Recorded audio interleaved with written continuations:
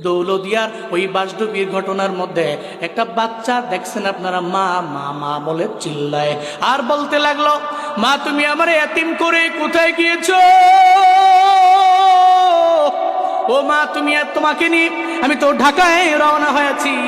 যখন বাসটা নদীর মধ্যে পড়ে গেল, ওই জায়গার মধ্যে মা একটা বারো নিজের জীবনের কথা মা চিন্তা করলো না। মা ওই রেলিংয়ের ভিতর দিয়ে নিজের সন্তানটাকে মা বের করে দিল।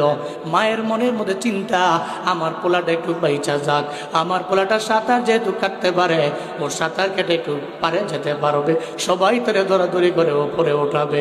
মার মনের মধ্যে চিন্তা নিয়ে রেলিং দিয়ে নিজের সন্তানটাকে বের করে দিল। মায়ের কোনো খবর নাই।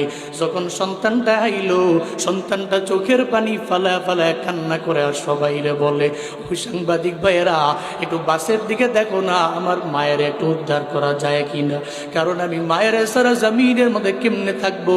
আমি মায়ের সঙ্গে রওনা হলাম, ঢাকায় যাব, কিন্তু যাওয়ার পথে আমি তো বেঁচে গেলাম, আমার মা তো বেঁচে নাই, আমার মা তো জমিন থেকে বিদায় নিয়ে মনে হয় চলেই গেল।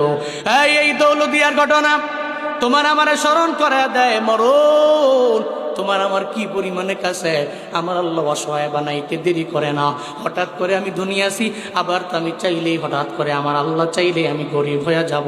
এই জন্য এই চিন্তা নিয়ে তাকাব্বুরি করা যাবে না, বাহাদুরিও করা যাবে না, কারণ মরণ চিরন্তন সত্য ব্যাপার। তবে কোন জায়গায় হব আমি আপনি জানি না, যেহেতু জানি না তাহলে আমার আপনার দ্বারা জীবনে কোনোদিন তাকাব্বুরি আর অহংকারী মানায় না।